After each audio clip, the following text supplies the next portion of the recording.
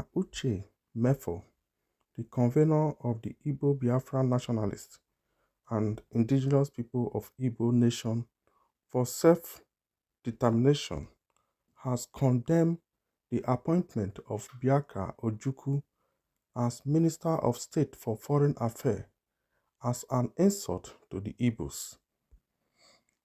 As Mrs. Biaka Ojukwu and 6 others are sworn in today, we wish to state emphatically that her recent appointment as Minister of State for Foreign Affairs is nothing short of an insult to the Southeast region and specifically the Igbo people.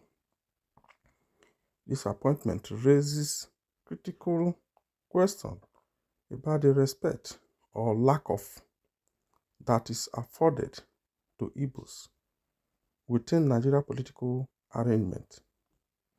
According to the 1999 Nigeria Constitution, the position of Minister of State is not an established role.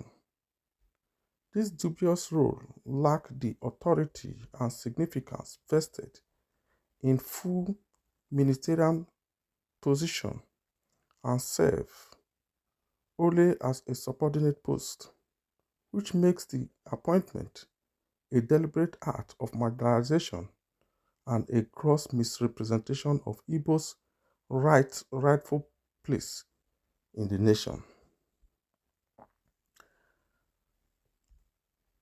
The Nigeria Constitution is explicit on the requirement and power associated with ministerial positions. Section 147 established the office of ministers and mandate that the President must submit a list of nominees to the Senate for confirmation within 60 days of taking office. Importantly, it requires that at least one minister be appointed from each state, with the stipulation that the appointee must be a native of that state, ensuring representation across Nigeria's diverse region. Section 66 further states that ministers must meet the same qualification as members of the House of Representatives, emphasizing the importance of a high standard of representation and accountability for those who serve in these critical roles. Moreover, the Senate has the authority to confirm or reject potential appointments and is required to see evidence of nominees' asset and liability before approval, ensuring transparency and align with the public trust. Dear Mr. Mefor, one wonder what the position of the Igbos. Every time we talk about marginalization everywhere in the Southeast. Wouldn't it be better if we recall when Charles Soludo was there as central bank governor? Nigeria did not marginalize the Igbos as at that time. When Ekweremadu was there, Igbos were not marginalized. Designing as Minister of Petroleum was also there. Igbos did not deem it as marginalization. Now, Okonjo-Iweala was also one time the Minister of Finance, coordinating Minister of Economic Affairs from the Igbo land. Igbos did not see it as marginalization.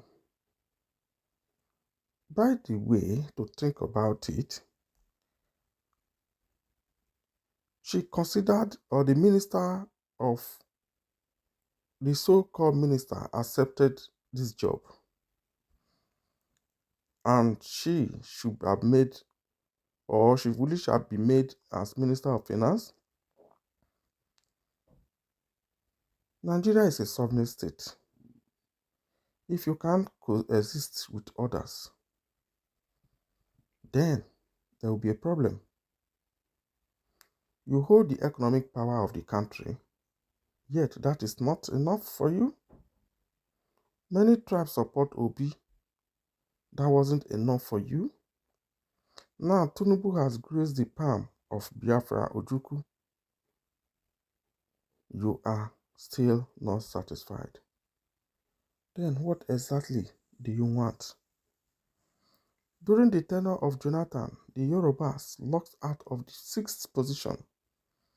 Also, out of the 6 ministerial positions, 5 were ministers of state.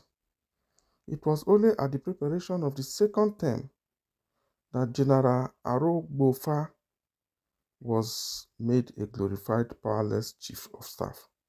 Yet, no Yoruba man was heard making negative comments. Can we just allow peace to reign, please? Can we allow peace and brotherly love to reign? Notably, as we continue with the news, the Nigeria Constitution does not recognize or create any position for Minister of State. Okay? Which suggests that these posts are essentially powerless. Okay? Auxiliary roles established without a constitutional basis or legislative oversight. But if one may ask, are people not occupying these states? Are they not minister of state in other ministry? In practice, this means that the minister of state operates under the direct control of a supervisory minister, in this case within the Ministry of Foreign Affairs.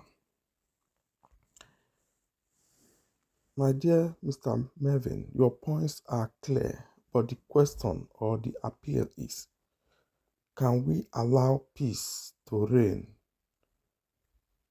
Can we let peace to reign in Nigeria? Dear listeners, thank you for following up. Thank you for listening. Share your comment and view on this and follow us for more updates.